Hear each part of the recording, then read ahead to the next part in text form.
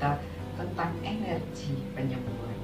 Tentu saja ada banyak orang yang ketika sakit itu dia berobat ke sana, ke kiai sana, pergi ke guru situ, pergi kemana pun. Dan dia juga datang ke Pak Agus, tolong Pak Agus, saya diberi terapi. Nah itu bagaimana Pak Agus? Kalau misalnya orangnya sudah diterapi oleh kiai di sana, oleh guru di situ, bagaimana caranya? Ya, ini energi ini di alam semesta ini sangat banyak. Jadi baik itu kekuatannya maupun frekuensinya itu beda semua. Ibarat kayak radio itu ada radio FM, ada radio AM. Kemudian gelombangnya pun tidak sama. Jadi gelombang masing-masing di AM itu masih banyak, masih dipilah-pilah ada gelombang-gelombangnya lagi. Jadi radio A, B, C itu tidak bisa berkoneksi.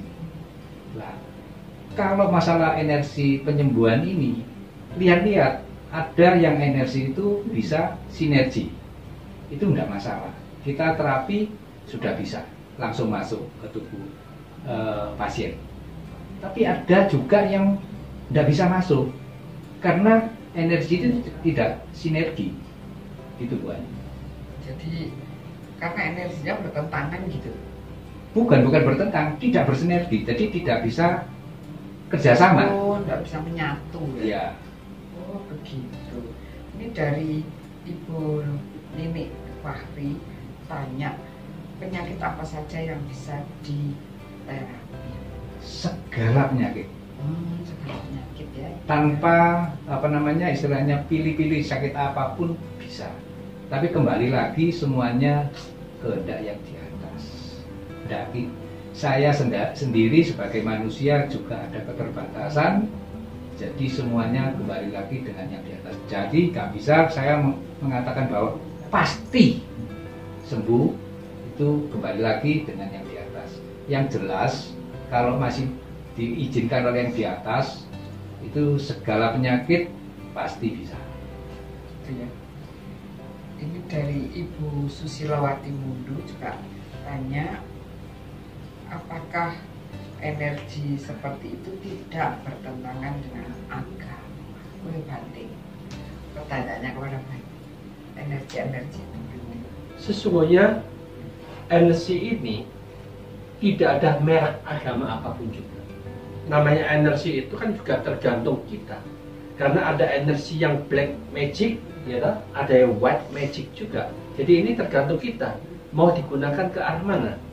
Jadi dengan demikian otomatis yang bertentangan dengan agama mereka yang black magic ini yang bertentangan. Tetapi kalau untuk white, karena semua agama mengharapkan masyarakat itu, manusia itu bisa berkurangnya penderitaan, bebas dari penyakit. Nah itu otomatis itu tujuan dari semua agama, menolong, saling menolong, meringankan penderitaan orang lain.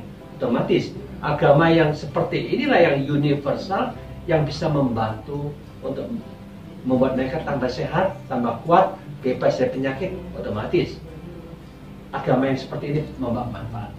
Itulah mungkin sebabnya karena Pangeran Siddhartha sendiri itu kan mencari obat Ya, mencari. Itulah yang dikatakan obat ini jauh berbeda dengan obat yang umum. Kalau obat yang umum kan hanya untuk menyembuhkan tubuh jasmani, tetapi sangat jarang yang bisa menemukan obat untuk menyembuhkan batin dan pikirannya. Dan akhirnya Sang Buddha juga tahu ini penyebabnya itu ada. Nah, sebabnya itu ada, itu sebabnya itu yang harus dihilangkan, yaitu kesalahan kita, kebencian dan kebodohan kita. Kalau ini masih ada dalam pikiran kita, ya kita masih sakit terus. Maka itu Sang Buddha obatnya itu kita sendiri harus berani untuk mengurangi, membersihkan berulang-ulang sumber penderitaan kita. Sebabnya adalah kesalahan, kebencian dan kebodohan ini harus dikikis secara terus menerus sampai bersih, lenyap, hilang, tidak ada lagi dalam pikiran, baru dia bebas dari penyakit dalam batinnya. Kadang-kadang kebodohan sulit loh Bante di deteksi karena merasa benar. Ya, itulah jadi untuk sementara wajar-wajar saja karena bodoh-bodoh masih punya kebodohannya. Jadi maka belajar bersama bagaimana meningkatkan kebijaksanaan, memiliki eling dan waspada terus-menerus sehingga kita makin lama kesadaran makin meningkat pada satu saat peningkatan yang luar biasa kita dapatkan, jadi kita baru bebas dari kebodohan itu wajar lah. Nanti apakah kebodohan bisa dikurangi dengan meditasi? Satu-satunya jalan itu begitu. Bodoh itu kan berarti dia tidak tahu. Tetapi meditasi itu kan belajar untuk tahu dan sadar akan pikiran sendiri, sehingga itulah yang bisa mengikis dan mengurangi kebodohan kita. Kalau kita tidak pernah meditasi dan agama tidak pernah menekankan meditasi sama sekali, wes itu salah jalan misalkan, oh itu ajaran setan macam-macam, akhirnya mereka nggak mau meditasi. Jadi bagaimana kebodohan akan bisa hilang? Karena itulah yang dikatakan kita harus sadar, orang yang bodoh itu berarti dia tidak tahu akan kondisi dan keadaan pikirannya sendiri. Sedangkan meditasi, dia belajar untuk mengetahui dan menyadari akan pikirannya sendiri, bagaimana menata cara berpikir yang lain dari yang lain supaya kita bisa berkurangnya penderitaan dan kebahagiaan selalu meningkat. Disitulah yang dikatakan meditasi tujuan di sana untuk meningkatkan pengertian, pemahaman supaya kita sadar bahwa kita memiliki kemampuan untuk bisa mandiri, tidak menata cara berpikir yang lain dan yang lain, karena satu-satunya yang diajarkan Sang Buddha adalah teknologi cara berpikir yang tidak ada diajarkan agama lain. Cara berpikir, nah, ini luar biasa sekali. Cara berpikir, jadi kadang-kadang kita jangan pernah bodoh, jangan pernah dibodohin hanya karena kita punya cara berpikir, tapi karena dogma Bante harus percaya, akhirnya kita jadi. Dan pengembangan cara berpikir ini kalau di Buddhis, Bante selalu mengajarkan untuk terus dikembangkan. Bahkan kalau misalnya tidak cocok dengan salah satu sutta, boleh didebat Bante, boleh ditanyakan, didebatkan. Ya, otomatis sutta ajaran Sang Buddha ini satu-satunya yang menekankan jangan cepat percaya, walaupun itu yang dikatakan oleh Sang Buddha sendiri, walaupun itu dikatakan oleh biku yang sangat ketop, tetapi kita diminta dengarkan baik-baik, analisa dulu kata-kata itu, renungkan. Ketika itu bermanfaat kita ambil bersama, ketika itu tidak bermanfaat siapapun yang bicara, kita tahu itu sampah dan itu tidak ada gunanya, kita harus berani buang karena sampah jangan disimpan dalam batin dan pikiran kita. Tetapi siapapun yang bicara, apakah dia itu tukang sapu, tukang beca, macam-macam, penember ban, tetapi kalau kata-kata itu, wah ini bagus nih, ini bermanfaat, kalau aku simpan ini akan menjadi berlian, kita boleh ambil itu karena itu memang bermanfaat. Jadi dengan demikian kita jangan memandang bahwa mereka rendah, tetapi kalau kata-kata itu sangat bagus, jangan sungkan, ambil ilmunya itu karena itu sangat berguna, bermanfaat, walaupun dia bukan guru kita, walaupun dia orang lain, tetapi kata-kata itu sangat-sangat bagus, kita terima. Di sana yang dikatakan mengajak kita bebas untuk memilih, yang bagus kita ambil, yang jelek kita buang. Disitulah yang dikatakan tidak menekankan percaya. Kalau kita menekankan percaya, kita mudah dibodohin oleh guru-guru yang memang suka membodohi kita. Tidak bertanggung jawab, jadi hati-hati. Nah ini kembali kepada Pak Agus ini. Tadi Bante mengatakan bahwa pikiran sampah harus dibuang. Apakah banyak pikiran, banyak sampah pikiran memang bisa membuat penyakit, Pak? Sangat sekali. Di Pak Agus juga begitu? Sama. Jadi manusia hidup itu tidak luput dari otak pikiran. Jadi contoh Bu Ani, banyak orang yang sakit tambah parah karena pikirannya ingin mati. Ini saya sakit sudah, ini tidak ada obatnya, pasti mati. Itu secara nggak langsung otak ini memerintahkan Mati. Ini sel-sel yang dalam ini untuk mati. Itu sebetulnya bunuh diri secara tidak langsung, Bu. Jadi otak ini sangat luar biasa. Nanti ya tolong pemirsa di rumah itu contoh gampangnya bahwa otak ini sangat luar biasa. Ini contoh jari kita yang kanan dengan kiri ini disamakan, Bu Ani. Kemudian dibuka seperti begini, yang bawah tetap lengket, jadi seperti engselnya pintu, engselnya jendela, ditutup lagi, tetap tinggi jari kita antara kanan dengan kiri pasti sama. Tapi kalau kita menggunakan pikiran kita buka. Tapi jangan nipu, ini harus jujur, ini harus dipakai kejujuran. Ini kita minta dengan jari kita. Jari saya yang sebelah kiri atau yang sebelah kanan panjang. Nanti contoh yang punya saya ini ya. Saya nanti dilihat mungkin dari kamera Dharma TV bisa melihatkan jari saya ini. Ini yang bawah ini saya lengketkan selengket-lengketnya. Kemudian saya mikir jari kiri saya tambah panjang. Jari kiri saya tambah panjang. Semakin panjang, tambah panjang. Kembali lagi saya buka gini, normal. Ini pikiran kita. Makanya punya otak dan pikiran kita itu dijaga yang baik. Maka ada kata-kata jangan negatif thinking. Kata-kata itu sangat betul. Terima kasih. Kita sampai di negative thinking. Tetap di Dharma TV setelah yang satu ini. Kita kembali lagi.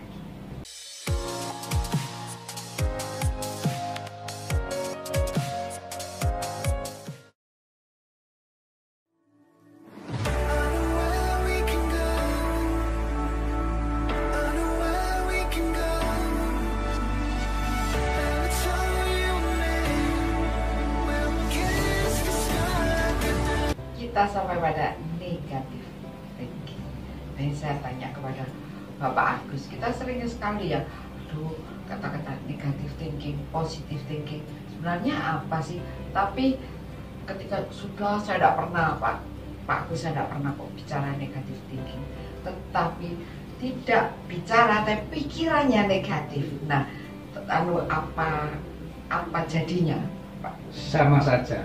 Kembali lagi, olah pikir kita itu yang jadi masalah. Itu ada gelombang elektromagnetik. Makanya sebagai orang tua kadang-kadang kalau mendidik anak, gak maaf ini, bodoh kamu, bodoh beneran anak itu. Jadi orang kamu nanti. Iya, bodoh beneran. Makanya jangan. Jadi kita sebagai orang tua mesti harus bilang, sayang, jangan ya. Itu lebih baik. Jadi kata-kata ataupun pikiran, jangankan kata-kata, pikiran.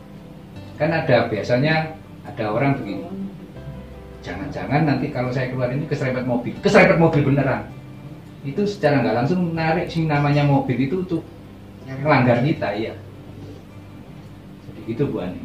Kadang-kadang orang berpikir di sini dok sampai PT gitu Pak ya. Ya. Jadi aku mau kok mikir keserempet mobil. Tapi begitu saya keluar betul-betul keserempet. Di sini apakah betul pikiran saya yang mengambil mobil itu untuk nyerempet atau ya nasib, tapi saya sudah tahu. Bukan Bu Ani. Itu kembali lagi ke otak pikiran kita. Ya tarik menarik itu. Ya. Sinerginya pas, ya keserempet betul. Ya. Betul. Jadi kalau biofitologi ini mengajarkan ke cara olah pikir. Bagaimana?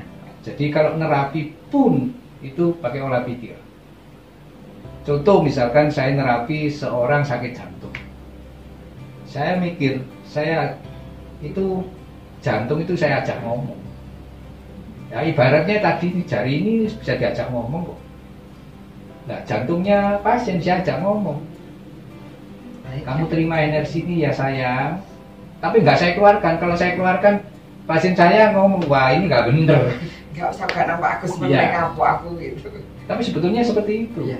Kita ajak ngomong supaya jantung si pasien ini bisa menerima energi ini untuk memperbaiki. Dia yang memperbaiki sendiri. Jadi biar dia juga meregenerasi sel-selnya jantung ini, juga memperbaiki apa yang kerusakan di jantung ini. Betul. Jadi sebenarnya energi negatif ini akan juga datang ketika pikiran ini juga negatif, Pak. Betul. Seperti mobil ini juga malamnya berpikir katanya nyerempet wong, ini berpikir juga kate keserempet. Begitu keluar dalam momen yang tepat Jadi sudah. Jadi kadang-kadang kan banyak itu orang banyak sekali ya di WA bertebaran di media sosial tentang kekerasan, tentang penyakit yang keras ini, Pak. Tentang pembulian, penyembelihan, itu mengerikan sekali. Itu kan ya mengerikan. Kalau menurut biofitologi, bagaimana nanti menurut Banti bagaimana tentang kekerasan bagaimana Pak? Kembali lagi itu pola pikir. Tangan kita ini tidak bisa mukul orang kalau nggak ini yang perintah. Saya aja sendiri tadi dari rumah bisa ke sini. Ini dulu yang perintah, baru kaki saya jalan. Jadi kembali semuanya di sini. Jadi Bu Ani, manusia hidup satu-satunya ini yang diperbaiki. Makanya kalau orang sudah pikun, sudah nggak bisa apa-apa. Percuma sebenarnya ya. Makanya pakailah otak ini semasa masih bisa dipakai. Karena otak kan ada selnya, Pak. Betul. Makanya belajarlah biofitologi ini untuk mempertahankan regenerasi otak supaya tidak cepat menua, yaitu pikun salah satunya. Karena energi ini sangat membantu regenerasi sel tubuh kita. Salah satunya otak kita juga.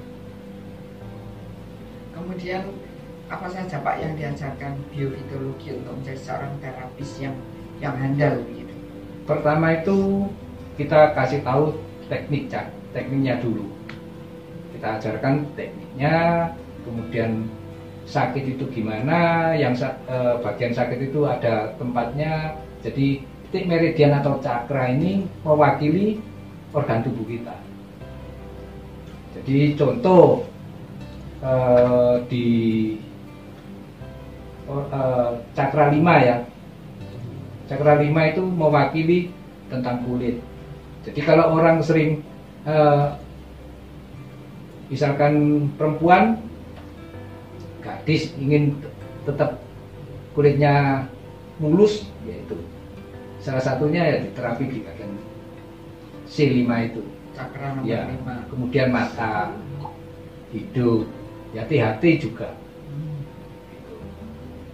Kemudian Ada. otak. Ada cakra-cakranya sendiri Pak? Ya, itu ada bagian-bagiannya. Nah, salah satunya yaitu, misalkan cakra 5 itu mewakili itu. Kemudian cakra 4 itu salah satunya jantung.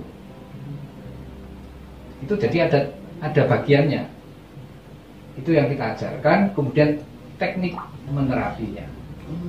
Ada tekniknya juga. Ya. Lama belajar berapa lama Pak? Kalau buka cakranya 3-4 menit sudah selesai. Tapi kemudian setelah kita ajarkan, kita buka cakranya, kita ajarkan tekniknya, ya kira-kira 3 jam lah. Itu sudah bisa terapi diri sendiri maupun orang lain. Bisa dibuktikan itu. Jadi ilmu ini bukan ilmu yang khayal, mistis. Ini nggak ada hubungannya dengan mistis, nggak ada. Hipnotis ini nggak ada. Sihir apalagi nggak ada. Jadi nanti ini setelah dibuka cakra itu bisa dites. Ada pengetesannya kalau cakranya sudah terbuka semua. Jadi ada satu alat untuk mengetes begitu. Ya kita sendiri. Oh, gitu. Jadi ternyata misalnya ya seorang terapis sedang galau, sedang hatinya tidak enak atau dia sendiri sedang sakit. Kalau apakah diizinkan oleh Pak Agus untuk menerapi? Tidak masalah. Justru kalau dia sudah keadaan galau atau sakit, dia terapi pasien. Energi ini dengan sendirinya mengalir ke tubuhnya, itu memperlancar peredaran darah pertama. Kedua, kemudian metabolisme tubuhnya diatur sama energi ini. Jadi dengan sendirinya dia langsung fresh. Makanya kalau jadi terapis itu, kalau lagi sakit jangan di rumah, mendingan ke center terapi atau cari pasien, nanti sembuh-sembuh sendiri. Jadi dia sakit, nerapi yang sakit, tambah dia sembuh, bukan habis tenaganya. Jadi ya malah karena sudah hukum alam ya, Ya. seorang yang akan menerapi itu pasti diberi kekuatan lebih dulu, Ya. gitu ya. Jadi dengan begitu maka energinya didobelin dulu di tubuhnya, baru dibagikan. Betul. Itu juga karena pikiran, koneksinya pikiran. Kembali lagi ke pikiran. Kecuali kalau yang terapisnya sedang ini, Allah, aku sakit. Ya wis, sakit itu. Makanya visualisasinya itu harus jangan sakit. Saya sakit, enggak. Dilawan sakitnya. Harus dilawan. Ya. Nah kemudian berapa lama menerapi setiap pasien? Tergantung ya, kira-kira maksimal 10 menit. Antara itu Pak, ya, antara 2 menit sampai 10 menit maksimal. yang bisa langsung kelihatan sembuh sakit apa Pak? Kalau kepala pusing langsung, Itu langsung. gigi sakit langsung, 2 menit sudah sembuh. 2 menit. Sekarang kepada yang mulia Bante. Bante, adakah pelajaran dari Sang Buddha tentang penyembuhan ini? Bante?